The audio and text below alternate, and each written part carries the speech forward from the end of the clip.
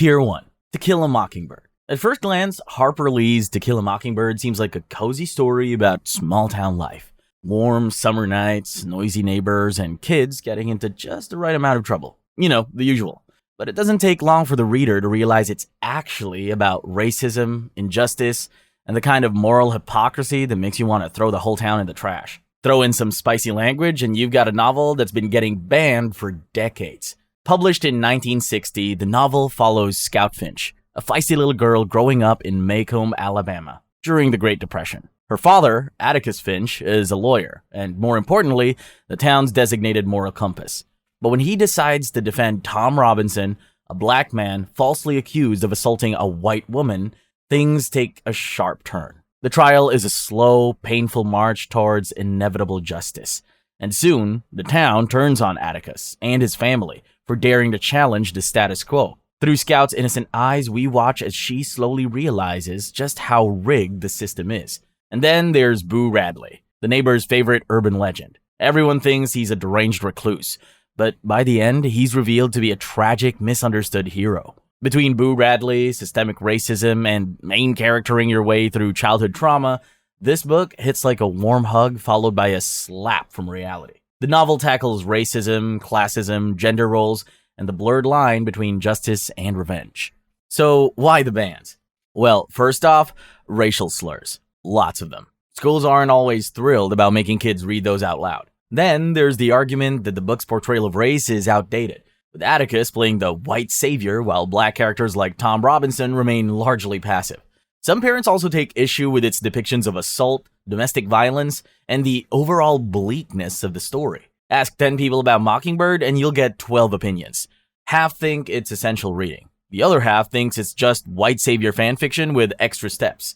Either way, it's still getting pulled off shelves. 1984. George Orwell's 1984 is what happens when the government gets really into gaslighting and your Alexa starts snitching. Paranoia isn't a glitch in the system. It is the system. The story follows Winston Smith, a guy just trying to quietly survive under a regime where independent thought is basically a crime. Unfortunately, Winston's got a rebellious streak, and in a world where Big Brother is always watching, that's a problem. Winston works at the Ministry of Truth, aka Fox News if it had state funding and a body count. Truth isn't real. It's just a vibe approved by the government and sponsored by fear. If they say history changed, then history changed. If they say 2 + 2 = 5, well, better nod and smile, or else. Surveillance is non-stop. There are telescreens, microphones, and thought police all waiting to catch you even thinking the wrong thing.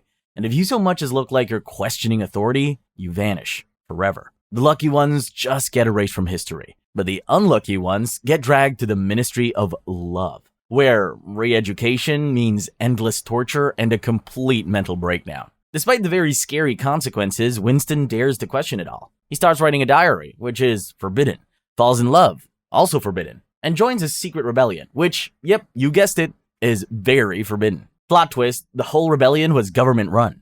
Winston gets arrested, brainwashed, and turned into a bootlicker so hard he'd swipe right on fascism. 1984 has been banned and challenged repeatedly for being too political, too sexual, and too controversial, which is, honestly, the most Orwellian response possible. The scariest part? 1984 stopped being a dystopia and quietly turned into a user manual. And if you want to know how far we've slipped, just look at who's rewriting the news. The Catcher in the Rye. Since its 1951 release, The Catcher in the Rye by J.D. Salinger has been a magnet for controversy, a rite of passage for angsty teens, and for some inexplicable reason, the book of choice for a few real-life assassins. We'll get to that later. The novel follows Holden Caulfield, a disoriented rich kid who spends 3 days wandering through New York City after getting expelled from yet another fancy prep school. Over the course of his adventure, he picks fights, hires a prostitute he doesn't sleep with, gets wasted, offends almost everyone he meets, and slowly unravels into existential despair. The one person who sees through his nonsense is his little sister, Phoebe, who immediately calls him out on his aimless rebellion. Through it all, Holden is obsessed with saving children from the lies of adulthood. His grand fantasy is to be the catcher in the rye, stopping kids before they metaphorically or literally fall off the edge. The book comes with all the ingredients for a good moral panic.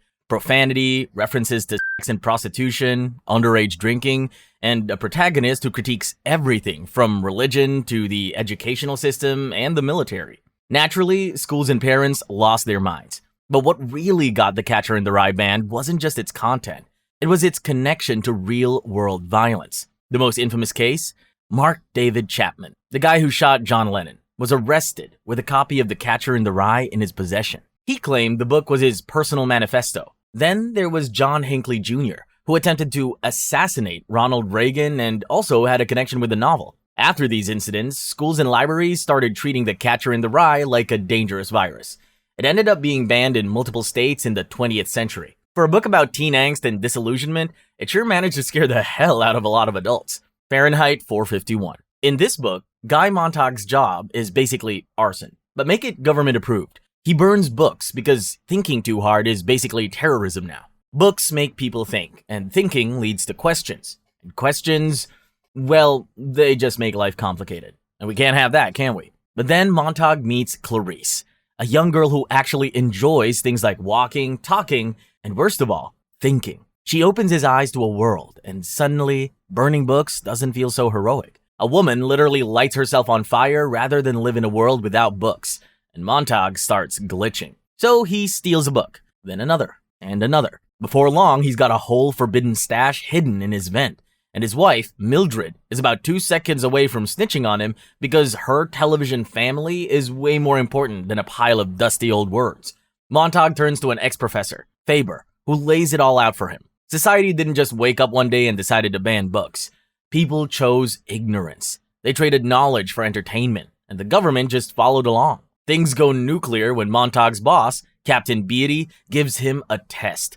Burn the books or burn his own life down. Montag fails spectacularly by turning the flamethrower on Beatty himself. He's on the run from a robo-spider dog with a nose for nerds.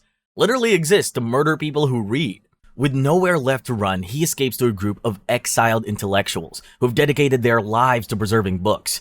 Not on paper, but in their minds. They become living libraries, with each person memorizing a book until the world is ready to read again. Ray Bradbury wrote Fahrenheit 451 as a warning, inspired by Nazi book burnings, Soviet censorship, and the creeping influence of mindless entertainment. Ironically, the book about censorship has been censored. Schools have banned it, edited it, and even released clean versions with all the bad words scrubbed out. Brave New World. Aldous Huxley's Brave New World, written in 1931 and published in 1932, tells the story of a future where humans are engineered, conditioned, and drugged into submission, all in the name of social stability. In this world, babies are created in factories, not born. They're then sorted into castes before taking their first breath.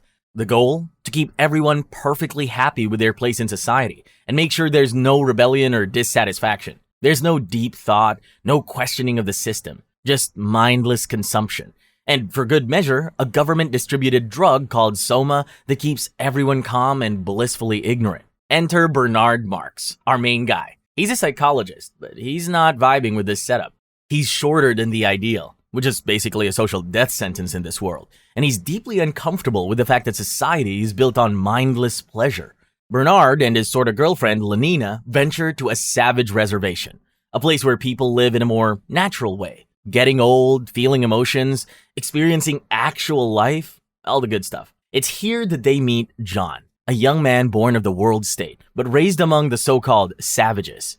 John's obsession with Shakespeare makes him stand out, because he actually feels something, which is a dangerous trait to have in a world built to avoid discomfort at all costs. When John arrives in London, he becomes a celebrity. Meanwhile, his mother Linda overdoses on Soma. John, horrified by this artificial world, tries to introduce concepts like love, grief, and human connection, but is met with laughter and confusion. Eventually, he retreats into self-imposed exile, though society's prying eyes never leave him. The book ends on a bleak note with John's tragic death. So, why was Brave New World banned? Let's break it down. Graphic depictions of sex, a blatant rejection of religion, and a sharp critique of mindless consumerism. Yep, that sounds about right.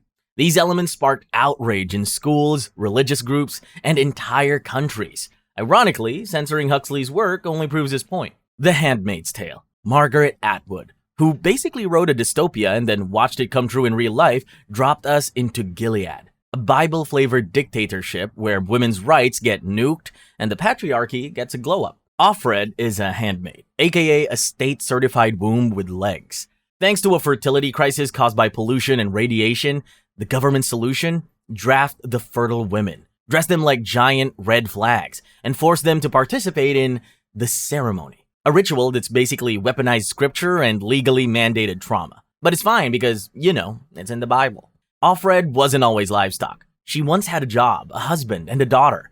But after the sons of Jacob staged a coup, killed democracy, and turned America into Gilead, women lost their rights overnight. They had no jobs, no money, and no way to escape. When Offred and her family tried to run, her husband was shot, her daughter was captured, and Offred got sentenced to reproductive servitude. Now she's trapped in a world where wives wear blue, Marthas, the domestic help, wear green, and handmaids wear bright red. Yeah, that's very subtle. Meanwhile, the Eyes, aka Gilead's secret police, lurk everywhere, ready to make anyone disappear for even thinking the wrong thing. The commander, Offred's assigned creepy old man, tries to spice things up by sneaking her into illegal Scrabble matches, which in Gilead is basically softcore rebellion. His wife, Serena Joy, used to preach about a woman's place on TV, and now gets to live her own cautionary tale in real time. To spice things up, Offred gets roped into an underground resistance called Mayday, and starts a secret affair with the commander's driver, Nick. The novel wraps up with Offred being taken away by men who could be rescuers or the secret police. It's hard to say, since in Gilead, hope and doom look pretty much the same. 200 years later, a panel of smug male historians debate whether Offred's story is reliable. Because even in the future, men still find ways to doubt women's experiences. Unsurprisingly, The Handmaid's Tale has been banned in schools for depictions of assault, misogyny, and religious extremism. So basically, things that actually happen in real life. Tier 2. Lolita. On the surface, Vladimir Nabokov's 1955 novel Lolita might seem like a tragic confession of a man obsessed. But beneath that, it is a poetic nightmare, deceptively wrapped in a pastel-colored cover, something Nabokov was vehemently against. The story is told through the eyes of Humbert Humbert, a French literature professor who becomes fixated on a 12-year-old Dolores Hayes, whom he renames Lolita. Through manipulation, deception, and straight-up kidnapping, he manipulates her, marries her mom, kidnaps her, and abuses her, all while acting like it's some grand romance. He then takes her on a cross-country kidnapping tour, sponsored by gaslighting and trauma. Humbert dresses up his crimes with fancy metaphors and flowery language as a way to convince the reader to buy into his delusion. And this is what makes Lolita so controversial.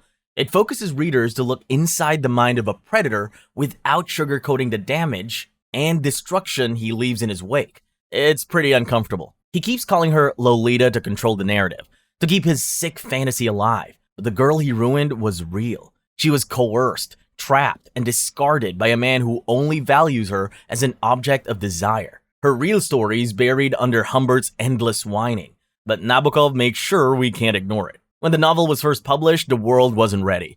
Censors practically had a meltdown. Too cursed for US and UK publishers.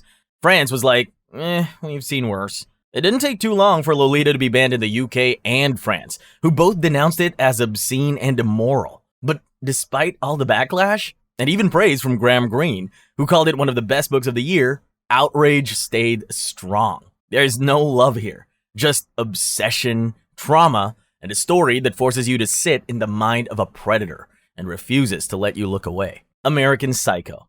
This is by far the most unhinged Bret Easton Ellis, and it can be considered a litmus test for how much psychological horror a person can stomach before their soul starts glitching. Published in 1991, the novel introduces Patrick Bateman, a Wall Street golden boy by day and a violent, unhinged serial killer by night. He's got a skincare routine that could rival a Kardashian's, a designer wardrobe, and a hobby that involves dismemberment. Just the usual finance bro lifestyle. The story follows Bateman's descent into madness. He lives in a world obsessed with appearances, where no one listens to anyone else.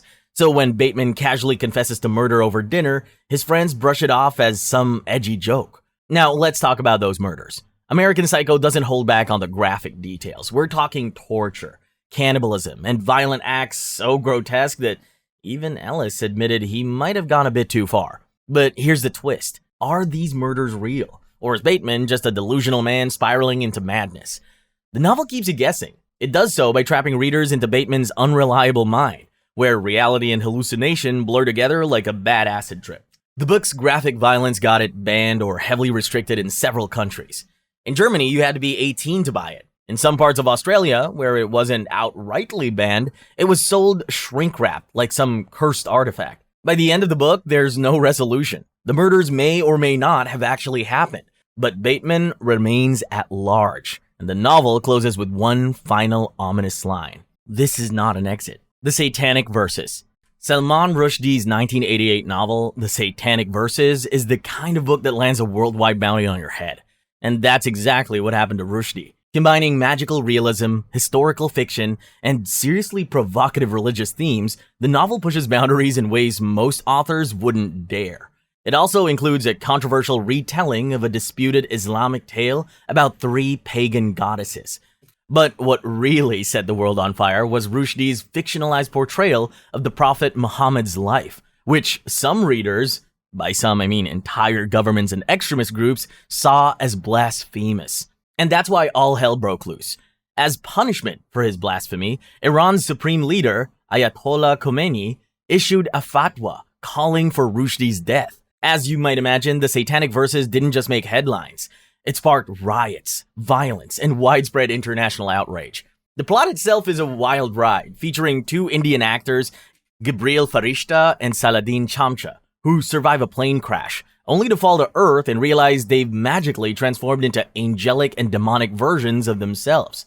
Then there's Mahund, a prophet who briefly allows the worship of 3 goddesses, only to later denounce them as the work of Satan. There's also this bizarre dream sequence where a girl convinces an entire village to walk into the sea, promising them a miraculous crossing to Mecca. Spoiler alert, it didn't go the way the villagers hoped it would. In addition to the fatwa, an Iranian foundation placed a $3 million bounty on Rushdie's head. Bookstores were bombed for selling the book, and translators and publishers were targeted. One of them, Hitoshi Igarashi, was stabbed to death. Rushdie himself spent years in hiding under police protection. Even after years passed, the controversy didn't die down. In 2022, an attacker tried to finish the job by stabbing Rushdie multiple times during a public event. Thankfully, he survived. The Perks of Being a Wallflower. If you were a teenager in the early 2000s, you either read The Perks of Being a Wallflower or knew someone who wouldn't shut up about it. Written by Stephen Chbosky in 1999, this novel follows Charlie, a painfully shy high school freshman who overthinks everything, has deep-seated trauma, and copes by writing letters to an unknown recipient. Naturally, any book that speaks too honestly about teenage life is doomed to get banned, and this one was no different. The Perks of Being a Wallflower has been repeatedly challenged in schools for its depictions of sex, drugs, mental health struggles, and abuse. Parents read the book and collectively went, nope. As if their own teenagers weren't going through these exact same things. At its core, the story is about Charlie trying to make sense of the world. He befriends 2 seniors, Patrick and Sam, who introduce him to the Rocky Horror Picture Show, mixtapes, and the art of actually living. Meanwhile, flashbacks of his Aunt Helen, a woman he once idolized, start surfacing, revealing that his childhood wasn't as innocent as he thought. After a mental breakdown, Charlie is hospitalized and finally faces the truth of his past. The novel gained a cult following, and when the 2012 film adaptation starring Logan Lerman, Emma Watson, and Ezra Miller hit the theaters, the controversy exploded all over again. Ulysses. James Joyce's Ulysses is the kind of book people name drop to sound smart, even though they've only made it through 5 confusing pages.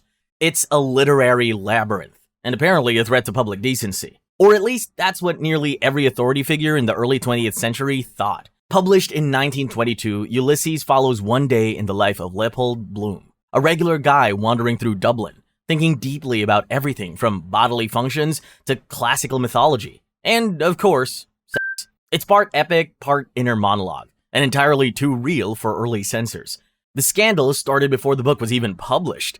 From 1918 to 1920, excerpts ran in The Little Review, and one chapter, Nausicaa, featured Bloom getting a bit too into watching a woman on the beach. The US government was not amused. Officials labeled it obscene, banned it outright, and even burned copies. In 1921, a New York court officially ruled that Americans couldn't handle it. The UK wasn't far behind in its outrage, and Ireland, Joyce's own homeland, basically disowned him. Irish authorities considered Ulysses an insult to Dublin and banned it until the 1960s. just to be safe. Things changed in 1933, when Judge John M. Woolsey declared that Ulysses was not pornographic. He admitted it was a slog to read, but not likely to corrupt anyone's soul. With that, the book was finally legalized in the US. Joyce, ever the literary troll, once said he packed the book with enough puzzles to keep academics busy for centuries. Mission very much accomplished. Ulysses went from being banned and burned to being called one of the greatest novels ever written. The book was designed to confuse readers for over 100 years, and clearly, the author loved every minute of it. The Bluest Eye. Toni Morrison's The Bluest Eye follows Pecola Breedlove, a young black girl growing up in 1940s Ohio, who desperately wishes for blue eyes. Why? Because society has made it painfully clear that beauty equals whiteness, and that she, as she is, will never be good enough. The novel is mostly narrated by Claudia McTeer, a sharp and observant girl who, along with her sister Frida, is one of the only people who actually care about Pecola. And trust me, Pecola needs someone in her corner because her life is a non-stop horror show. Her father, Shali, is an abusive alcoholic with a tragic backstory that might almost make you feel sorry for him, until he takes advantage of his own daughter. When Pecola ends up pregnant, the entire community doesn't support her.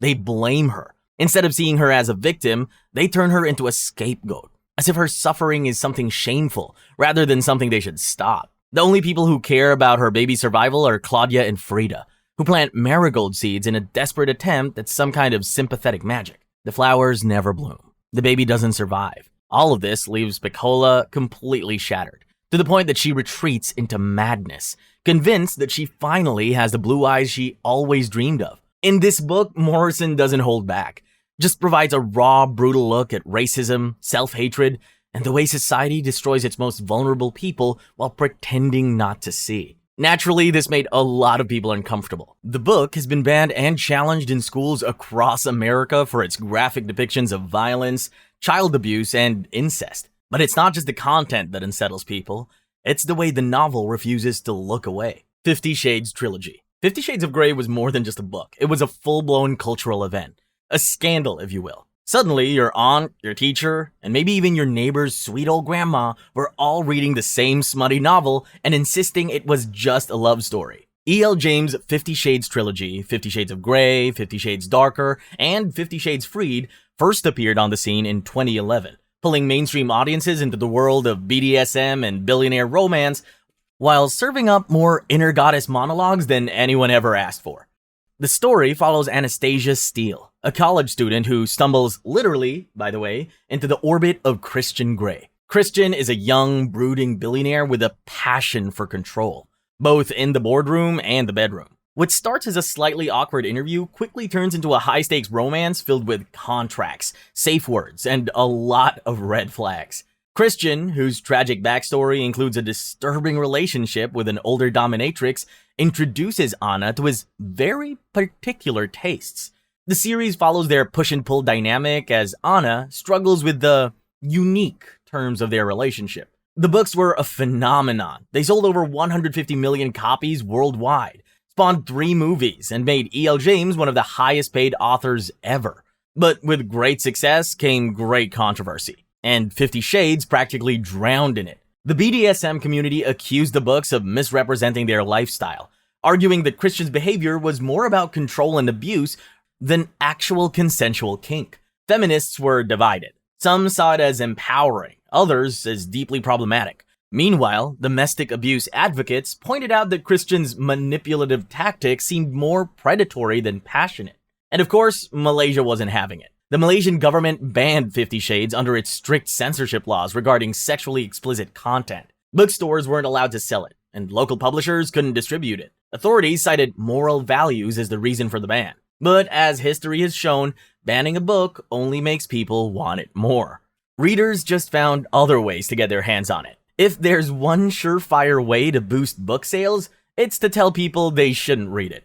Tier 3. The Naked and the Dead. Norman Mailer was just 25 when he published The Naked and the Dead in 1948, and let's just say he made one hell of an entrance. Inspired by his own experience, including his time working as a cook during the Pacific Campaign of World War II, the book doesn't sugarcoat the horrors of war. It's a 721-page brick of suffering, showing all the grime, sweat, and sheer brutality of battle. The story follows an American platoon navigating enemy fire and the effects of the war on their humanity. Set on the fictional island of Anapulpe, the novel tracks a ragtag group of soldiers struggling through a brutal campaign to oust the Japanese. But don't expect some grand noble war story. This is war stripped down to its bare bones. Exhaustion, fear, and loneliness. The soldiers aren't heroes, they're just men trying to survive, barely holding on to their sanity as they march through jungle rot, oppressive heat, and the constant possibility of a bullet ending them in an instant. In the book, Mailer dives into the psychological toll of war. The soldiers are dehumanized, treated like disposable tools by the higher-ups, and they know it. Orders come down with no regard for their lives. Carry this, march there, kill them. While the commanding officers live in relative comfort, the grunts sleep in mud and carry impossible loads. A key character in the book is Sam Croft, a sadistic sergeant with a ruthless leadership style. One soldier, Roth, finds a baby bird on the march and clings to it because it's pure and untouched by war. But Croft crushes it with his bare hands. That's the kind of story this is. As you would expect, death is a constant in Mailer's story. The soldiers drop like flies, often in ways that feel senseless. When Lieutenant Hearn is killed, the platoon barely has time to process it before they're shoved forward again. But when Roth dies, it shakes the entire unit. Unsurprisingly, the book didn't sit well with everyone. Censorship boards had a field day with Mailer's unfiltered take on war, especially his use of language. He wanted to drop as many F-bombs as he possibly could, but publishers made him replace the F-word with fug. Still, the book was reportedly banned in some countries like Canada and Australia for being too obscene and too grim. But none of that stopped it from becoming a classic. The Modern Library ranked it among the top 100 English-language novels of the 20th century, and Mailer himself considered it his most famous work. Another Country. In 1962, James Baldwin released Another Country, a novel that made people squirm in their seats. Set in Greenwich Village, Harlem, and France, the book dives right into the uncomfortable stuff. Racism, sexual identity, and the messy, often painful realities of human relationships. The story centers around Rufus Scott, a gifted jazz drummer whose life is rapidly falling apart. He soon becomes entangled in a messy relationship with Leona, a white woman from the South. As the book progresses, what started out as a reckless passion quickly spirals into something much darker, as Rufus, who is crushed under the weight of racism and self-loathing, becomes abusive.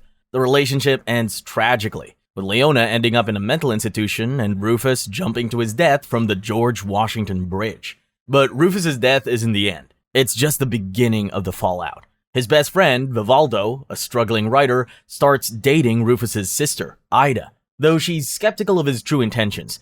Meanwhile, Eric, Rufus's first male lover, returns from France with his new partner, Eve. But instead of closure, his return only deepens the emotional chaos. As the story unfolds, nearly every character becomes entangled in betrayal, self-discovery, and confusion. Eric sleeps with Cass, the wife of Rufus's friend, Richard. Vivaldo, still wrestling with his own identity crisis, ends up in bed with Eric. In the book, Baldwin forces readers to face the ways racism, homophobia, and societal pressures can twist love and connection. As you'd expect, the book faced serious backlash. Another Country was banned in New Orleans for its depictions of obscenity and LGBTQ themes. But by then, Baldwin's message had already spread far and wide. Born a Crime. Trevor Noah's Born a Crime isn't your typical banned book. It doesn't rely on explicit violence, sex, or any bizarre controversial topic that school boards in the US tend to freak out about. No, this book got banned because it dared to tell the story of what it was like growing up as a mixed-race child during apartheid. A kid who was literally born a crime. Trevor was born to a black Xhosa mother and a white Swiss-German father, which in apartheid-era South Africa was illegal. That meant Noah's mother had to go into stealth mode just to walk down the street with him. If the cops showed up, she had to pretend he wasn't her son or face arrest. Noah grew up in a world that had no idea what to do with him. He wasn't black enough for the black community, and he wasn't white enough for the white community. Essentially, it was illegal to exist in the in-between. But his mother, Patricia Nombuyiselo, was a force of nature. She taught Trevor to be quick-witted and adaptable. He learned to blend in, survive, and hustle, bootlegging CDs in Johannesburg's chaotic streets. And he talked his way out of trouble, like the time he was arrested for driving an unregistered car. Then there's the unforgettable part, where his stepfather, Abel, a violent and controlling man, shot Patricia in the head, and she survived, a gunshot wound to the skull. I mean, you have to admit, that's pretty badass. While the book makes it very clear that Trevor Noah is a talented comedian, it doesn't shy away from the harsh realities of racism, domestic abuse, and systemic oppression. Despite the censorship, Born the Crime has become a bestseller, loved worldwide, and even became required reading in some schools, including a class taught by none other than First Lady Jill Biden. So why was it banned? Apparently, the book's racial themes and some of Noah's views made people uncomfortable to the point it sparked some serious controversy. The House of the Spirits. Some books get banned for a few curse words or an ill-timed sex scene, but that's not what happened here. Isabel Allen's 1982 novel The House of the Spirits got banned because it refused to look away. The novel isn't just a family drama with some floating furniture and psychic whispers. It's a slow-burning generational tragedy that drags readers through Chile's political nightmares, class struggles, and enough personal vendettas to fuel a soap opera. It all starts with Clara, a quiet girl with eerie psychic abilities, and her sister, Rosa the Beautiful, who is exactly what her name suggests. Unfortunately, Rosa is too beautiful for her own good, and winds up poisoned in an assassination attempt meant for her father. Just kidding. Rosa's death actually had nothing to do with her beauty. It was more political. Anyway, enter Esteban Trueba, Rosa's heartbroken fiancé, who decides to channel his grief into becoming the worst possible version of himself. He retreats to his crumbling hacienda, works obsessively to rebuild his wealth, and, in his spare time, assaults local peasant women. Because why process your emotions when you can traumatize entire generations instead? Among the many illegitimate children he leaves behind is Esteban Garcia, a boy who will spend his life waiting for a chance to return the favor. But the House of the Spirits isn't just about one man's personal cruelty. It's about an entire country rotting from the inside out. Esteban Trueba climbs the social ladder and becomes a senator for the Conservative Party, while his own family fractures under his unchecked violence. His wife, Clara, refuses to speak to him for years after he knocks out her teeth in a fit of rage. Meanwhile, their daughter, Blanca, falls in love with a revolutionary named Pedro Tercero, and Esteban Trueba takes it about as well as you'd expect. He beats Blanca bloody, hunts Pedro down, and has him mutilated. Yet somehow neither of them die, because love is persistent, and so is political rebellion. As Chile inches toward military rule, things go from bad to hellish. Esteban Trueba cheers on the coup, convinced it'll protect his privileged way of life, only to realize that military dictatorships don't take kindly to old men with opinions. His son, Jaime, a doctor and socialist, dies in the chaos of the new regime. His granddaughter, Alba, is captured. And guess who's in charge of her torture? That's right, Esteban Garcia, the forgotten bastard with a personal vendetta, a military badge, and way too much enthusiasm for revenge. What follows is one of the novel's most horrifying sequences. Garcia assaults and tortures Alba, and by doing so, he repays the sins of a grandfather he never met. But instead of continuing this cycle of bloodshed, Alba does the one thing nobody expects. She refuses revenge. Unlike her grandfather, she chooses not to let violence consume her. By the end, she's pregnant. Maybe by her lover, maybe by her attacker. But the novel doesn't dwell on it, because in the grand scheme of things, her survival and her refusal to pass on hatred are the only things that truly matter. Naturally, censors lost their minds. The book was challenged and banned in schools, mostly in the US, with parents clutching their pearls over the torture, assault, and anti-fascist themes. It was also banned in Chile because, Lady Chatterlys' Lover. Lady Chatterlys' Lover was more than just a novel. It was a grenade, tossed right into the lap of 20th century prudishness. When D.H. Lawrence published it privately in 1928, he might as well have set it on fire himself, because governments across the world immediately rushed to do just that. The plot follows Constance, a young aristocrat trapped in a passionless marriage to Sir Clifford Chatterley, a war-wounded man paralyzed from the waist down. Enter Oliver Mellors, the earthy, rugged gamekeeper who works on the Chatterley estate. Somewhere along the lines, the two began an affair that's raw, honest, and downright unrestrained. In the eyes of the moral gatekeepers of the 1920s, this was an unforgivable sin. Explicit descriptions of rampant four-letter words, and the audacity to mix class and passion. The book isn't just about though. It's a social commentary. While Clifford is fixated on industrializing and revitalizing his family's coal mines, Constance and Oliver find freedom in the natural world. often in a wild, untamed forest where they can do whatever the hell they want, away from society's suffocating rules. In 1960, Penguin Books decided it was time to challenge the UK's obscenity laws by publishing a full, uncensored edition of the novel. The trial that followed became legendary. Prosecutors even had the audacity to ask whether this was the kind of book anyone would want their wife or servants to read. The jury, however, wasn't as conservative as expected, and the verdict was not guilty. Within 3 months, 3 million copies of the book flew off the shelves. Just like that, Lady Chatterley's Lover had gone from forbidden fruit to mainstream must-read. Tropic of Cancer. Published in 1934 in France, Tropic of Cancer was the kind of book that made censors clutch their chests and reach for the nearest book-burning torch. The US government took one look at Henry Miller's uncensored descriptions of sex, poverty, and existential chaos and immediately decided, yeah, no one should be reading this.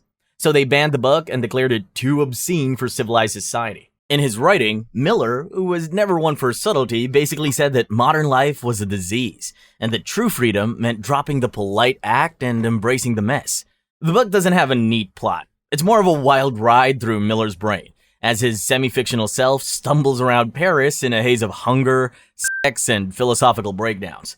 He trashes social norms, worships art, and writes about his encounters, both romantic and otherwise, in ways that are crude, shocking, and somehow weirdly poetic. Naturally, it got banned, but that just made people want it more. For nearly 3 decades, Tropic of Cancer was a black market staple, passed around like contraband among rebellious lit nerds who believed censorship was the real obscenity. But in 1961, Grove Press challenged the ban by publishing the book in the US. Their actions kicked off one of the most famous obscenity trials in American history.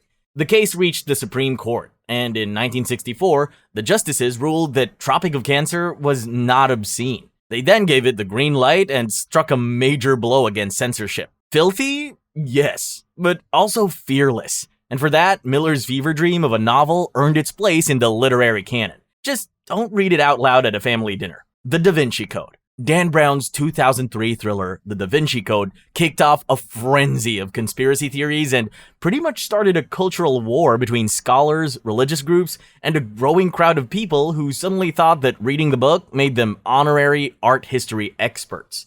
The story followed Harvard symbologist Robert Langdon and cryptologist Sophie Neveu as they get caught up in a centuries-old secret battle between the Priory of Sion and the Opus Dei. What's at stake is only the biggest religious bombshell ever. The possibility that Jesus Christ and Mary Magdalene had a child, thereby creating a hidden royal bloodline. Naturally, the Catholic Church wasn't thrilled about the portrayal of its history, and scholars nearly choked on their coffee over Brown's historical creativity. The book suggests that the Merovingian kings of France were descendants of Jesus, a theory borrowed from the Holy Blood and the Holy Grail, which, fun fact, was based on a widely debunked hoax. But Brown wasn't fazed. He boldly claimed his novel was based on actual historical facts, which is like saying Indiana Jones was a documentary. That, however, didn't stop the Da Vinci Code from selling over 80 million copies and getting a Tom Hanks-led movie adaptation in 2006. Its outrageous theories turned it into an instant bestseller, but also made it a target for bans in multiple countries. Lebanon yanked it off shelves for offending Christians, while several Indian states outlawed both the book and its movie adaptation for being blasphemous. Meanwhile, Vatican officials called for a boycott, and Opus Dei, depicted in the book as a secretive, occasionally violent group, was not thrilled. One scene showed an albino assassin monk named Silas whipping himself, and let's just say it didn't do the group any PR favors. Tier 4. The 120 Days of Sodom. In 1785, while locked up in the Bastille, the Marquis de Sade wrote the 120 Days of Sodom on a 39-foot scroll while rotting in the Bastille. He hid it in his wall like a cursed treasure, probably because even he knew this thing was too deranged to see daylight. The plot is basically a nihilist group project run by 4 French perverts who each represent a failing institution: aristocracy, religion, law, and capitalism. Their one rule: if it feels good, do it. If it doesn't, do it anyway, just louder. To maximize their fun, they barricade themselves inside an isolated chateau in the Black Forest, bringing along 12 accomplices, 10 servants, and 20 victims, mostly teenagers. They don't start with horror. They ease into it like it's a dinner party from hell. Each night, 4 retired sex workers take turns telling stories so cursed, they make Reddit threads look tame. And yes, every story somehow manages to be worse than the last. Inspired by these bedtime tales from hell, the libertines would act them out, escalating from disturbing fetishes to straight-up torture and murder. They would then go on to, you know what, I would rather not say. By the end of it all, only a select few are left standing, while the rest have suffered unspeakable fates. The book was never finished, which is honestly a blessing. Desaad had meticulously planned the final chapters, but the last parts exist mostly as notes. After the Bastille got stormed in 1789, Desaad claimed he wept tears of blood over the lost manuscript. Okay, calm down, drama queen. In reality, the scroll survived, bounced between collectors like a haunted item on eBay, and finally got published in 1904 under a fake name. Obviously, because no one wants this thing on their resume. Predictably, the book was banned for decades and dismissed as pure pornography in many English and French-speaking countries. Yet somehow, in 1990, it found its way into France's prestigious Pléiade collection, right alongside actual literary classics. These days, some people treat the 120 Days of Sodom like a deep philosophical take on freedom. Others just call it what it is, the fever dream of a man who absolutely should have been left behind bars with no access to paper. The Turner Diaries. If someone owns this book, you're not in a conversation. You're in a radicalization pipeline. This isn't edgy reading material. It's a manifesto for real-world terrorism. Written in 1978 by William Luther Pierce under the pseudonym Andrew MacDonald, it's less a novel and more a step-by-step tutorial for overthrowing democracy and committing genocide, gift-wrapped in neo-Nazi fanfic energy. The plot revolves around the collapse of the US government, the eruption of nuclear war, and the rise of an extremist group called the Organization that establishes a world where non-white people and Jews are exterminated. It's a fun read, if you're a monster. The main character is Earl Turner, a bland white guy who thinks blowing up the government is somehow the pinnacle of intellectual resistance. Basically, the human version of a 4chan thread with a body count. Turner is part of an underground militia fighting a corrupt, Jewish-controlled system. If that already sounds unhinged, walk with me. It gets worse. In the book, the government confiscates all civilian firearms through something called the Cohen Act, and in retaliation, the organization carries out mass bombings, executions, and guerrilla warfare that escalates into a nuclear apocalypse. The violence isn't just physical, it's ideological, with anti-Semitic and racist propaganda being sprouted by the organization throughout the book. One of the most infamous moments is called The Day of the Rope, where Turner and his comrades round up race traitors, journalists, politicians, and anyone not on board with their ideology, and hang them in the streets. But it doesn't stop there. Turner eventually earns a spot in an even more elite secret order within the organization, where some members are required to carry cyanide pills in case of capture. Turner fails to off himself after being arrested and tortured, which means he's tasked with a suicide mission, crashing a nuke-laden plane into the Pentagon. The final act sets off a chain of events that lead to the total destruction of the US government, Israel, and essentially anyone who isn't a white nationalist. It ends with a historian in the year 2099, fondly describing how the world is now a peaceful utopia, because all non-white people and dissenters were wiped out. It's genocidal propaganda masquerading as retrofuturism. And worst of it all, it didn't stay fiction. The Turner Diaries inspired the Oklahoma City bombing, countless hate crimes. It's been called the Bible of the racist right. And despite being banned in several countries, it circulates in extremist circles today. It was classified as hate literature and banned in Canada due to its extreme content and dangerous ideological influence. The Anarchist Cookbook. There are controversial books, and then there's the Anarchist Cookbook. Released in 1971, it's the kind of book you'd expect to find in the back corner of a shady military surplus store, wedged between gas masks and a stack of how to build your own bomb pamphlets you're probably not supposed to touch. Considering the book's contents, which we will get to in a second, it would surprise you to know that the Anarchist Cookbook was actually written by William Powell, a teenager at the height of the Vietnam War. As the name suggests, it's essentially a DIY guide to chaos. It offers instructions on everything from making explosives and rigging up makeshift telecommunications hacking devices to cooking homemade LSD. Powell, who was pissed off at the government and the Vietnam War, wanted to give America a wake-up call, and he decided that the best way to do that was through a book. Powell's research process was just as wild as the book's content. He combed through resources ranging from the Boy Scout Handbook to anarchist manifestos like The System by Abby Hoffman before piecing together what would become the Anarchist Cookbook. Now, you might think that Powell, after writing something so notorious, would have relished his fame. But instead, he spent the rest of his life regretting it. By the late 70s, Powell had converted to Anglicanism, moved overseas, and dedicated himself to education and conflict resolution. He repeatedly begged his publisher, Lyle Stewart, to take the book out of circulation. But since Powell never owned the rights, it remained in print. By the time Powell passed away in 2016, he had spent decades attempting to distance himself from his creation, which he had started calling a misguided product of his youth. But despite Powell's regret, the Anarchist Cookbook has lived on. Once it hit the internet, it spread like wildfire. Bootleg PDFs, digital copies, and updated versions circulated wildly. It has been linked to criminal cases and has kept governments and law enforcement on alert. But legally, it's protected under the First Amendment in the US.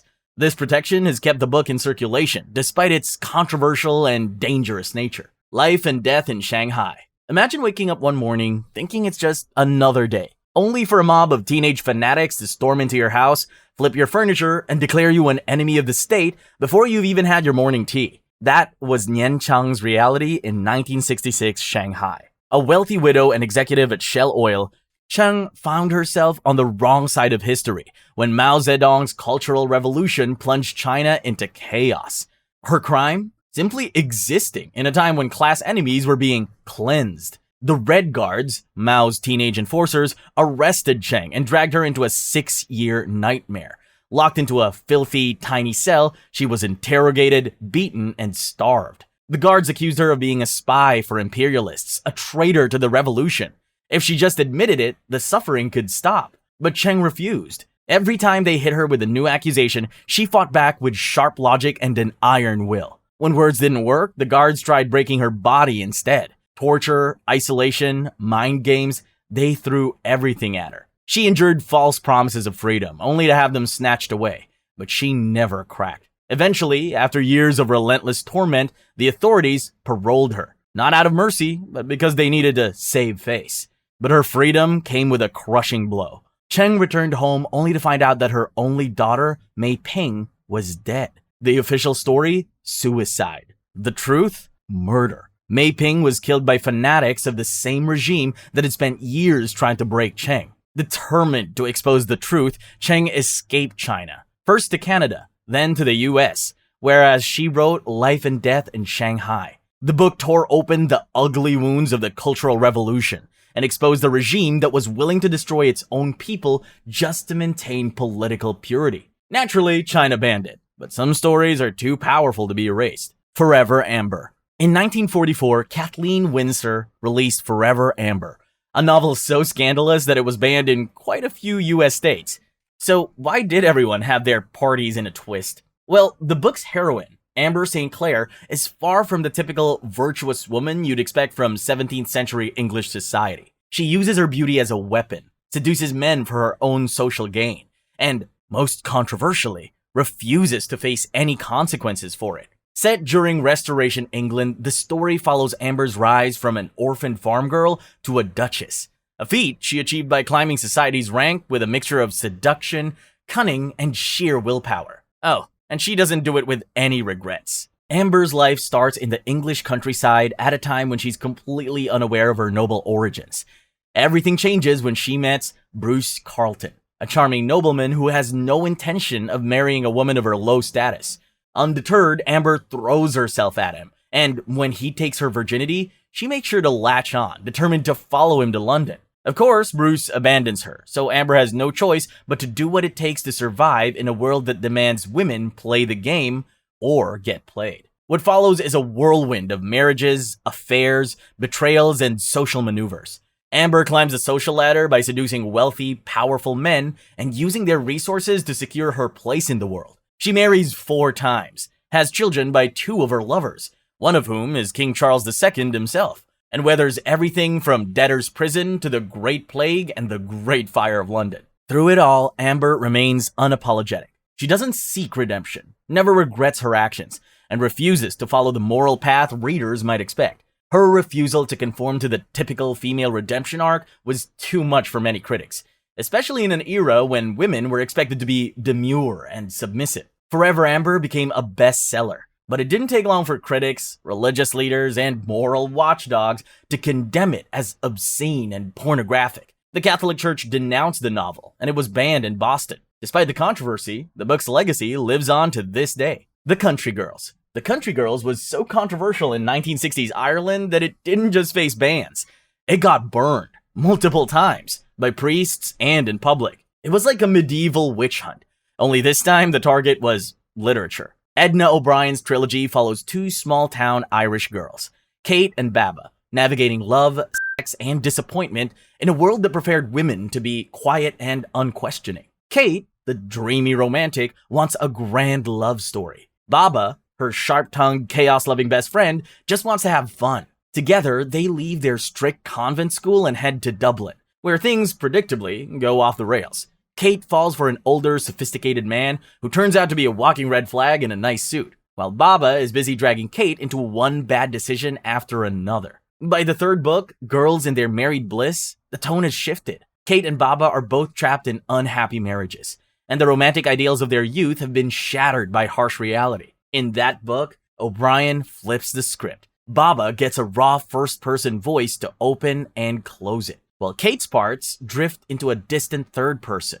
like she was already fading from her own life. Naturally, Irish authorities weren't thrilled. The book was banned under the Censorship of Publications Act, which had already blacklisted over 1,600 books. But banning wasn't enough. People had to destroy it. In O'Brien's hometown, there was a public book burning. Religious leaders called the book filth, and politicians insisted that no decent home should have a copy. Ironically, all this outrage only fueled the book's fame, which in turn launched O'Brien to international literary stardom, while Ireland tries to pretend it never happened. Decades later, The Country Girls is recognized as one of the most influential novels of all time. It's not all the way at the top, but it definitely makes the list. Back in the day, it was just another piece of dangerous literature that dared to suggest women might want more from life. And for that, it had to burn. Tier 5. Sold. Written by Patricia McCormick, Sold is one of those books that makes you want to grab a baseball bat and storm into the fictional world to fight on behalf of the main character. It's a novel about a 13-year-old Nepalese girl named Lakshmi, who is sold into slavery in India. Lakshmi starts out as a simple village girl living in a mud hut in the mountains of Nepal with her pet goat named Tali and her loving mother. But when the monsoons wipe out her family's meager crops, her stepfather decides to sell her. He tells her that she'll work as a maid for a rich woman in the city, but of course he's lying through his teeth. Excited at the thought of helping her family, Lakshmi sets off with no idea she's heading straight into hell. Eventually, she arrives at a place ironically called Happiness House, which turns out to be a brothel run by the monstrous Mumtaz. When Lakshmi realizes what's happening, she refuses to cooperate, but Mumtaz has her beaten and starved into submission. She befriends other girls trapped in the brothel, learns bits of English from a young boy named Harish, and holds on to her mother's words. Simply to endure is to triumph. Despite the horrors of her experience, Lakshmi never loses herself completely. When an American man posing as a customer offers her a way out, she hesitates because she's seen what happens to girls who try to run. But when he returns with the authorities, Mumtaz's empire crumbles, and Lakshmi is finally free. Sold has been widely praised for its raw, unflinching portrayal of human trafficking, and of course, banned. In 2024, the Katy Independent School District in Texas removed it from shelves, citing concerns that it might promote gender fluidity, which, just to clear things up, it does not. Lawn Boy. At first glance, this book might seem like a simple, wholesome, coming-of-age story about a kid mowing lawns. But if you look closer, you will see that it's a lot deeper than that. Written by Jonathan Evison and published in 2018, the novel follows Mike Munoz, a broke Mexican-American young adult trying to navigate life. The book is semi-autobiographical, which means Evison sprinkled in some real-life experiences into the plot. Critics loved it. Kirkus praised its humor. The Washington Post called it a battering ram to stereotypes, and Library Journal gave it a starred review. Sounds pretty solid, right? So why is it on this list? Well, the controversy kicked off in 2021, when a parent at a Texas school board meeting claimed Lawn Boy was packed with sexual content and obscenity. 3 people were so outraged that they actually filed police reports. Yeah, it was pretty serious. Soon, the book was facing complaints about explicit language, LGBTQ+ themes, and a particular scene where an adult man recalls a childhood sexual experience with another fourth grader. Evison had to step in and clarify that it wasn't pedophilia, just a character recalling something from his past. As the controversy spread, Lawn Boy started disappearing from school libraries across the US. Fairfax County Public Schools even removed it temporarily, only to put it back after a review. Meanwhile, Evison was dealing with death threats, because apparently writing about tough topics is a capital offense in some places. New Portuguese Letters. This book was so scandalous that 3 accomplished women ended up in jail just for writing it. In 1970s Portugal, that was all it took, especially if what you were writing about included female sexuality, power, and the patriarchy. The government didn't just ban it, they basically panicked. New Portuguese Letters was the work of Maria Isabel Barreno, Maria Teresa Horta, and Maria Velo da Costa, collectively known as the Three Marias. Inspired by a 17th century collection of love letters written by a Portuguese nun to her French lover, the Marias decided to flip the narrative. Their version was a wild, raw mix of letters, poems, essays, and feminist rage that didn't follow any traditional structure or play by anyone's rules.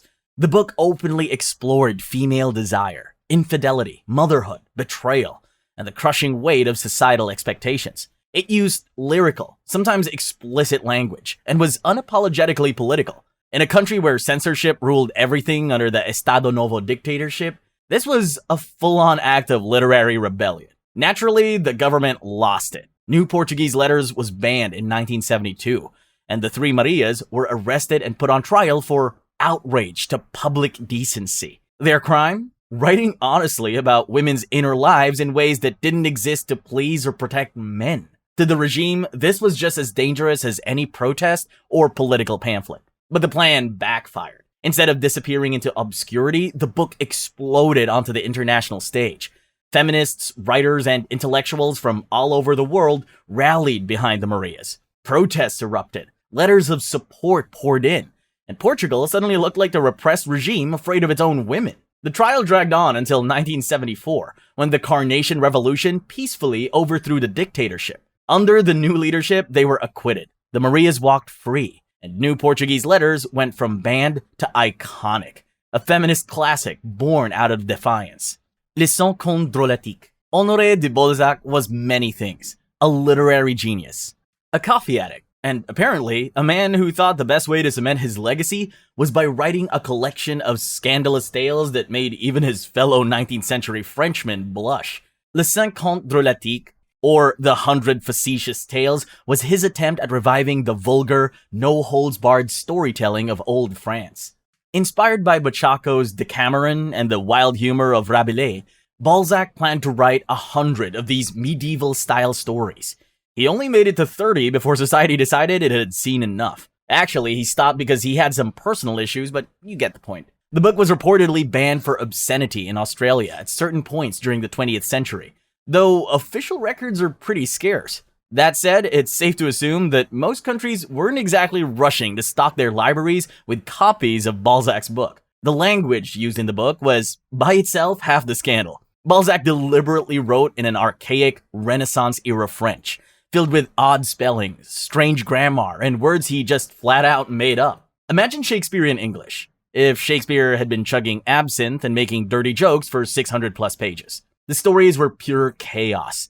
Lustful priests, scheming nobles, and hapless villagers getting caught up in absurd, borderline obscene situations. Medieval France, according to Balzac, was one giant drunken carnival, where morality was optional and debauchery was practically a civic duty. Naturally, this didn't sit well with the moral police of his time.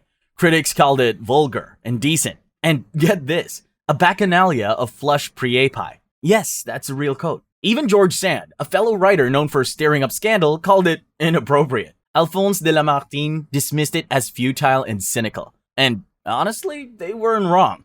Balzac leaned all the way in, packing his stories with lust, greed, power struggles, and a complete refusal to tone anything down. Despite, or maybe because of, its reputation, droll stories gained what some have called a cult following. That's all the disturbing banned books we have for today. Don't forget to like and subscribe.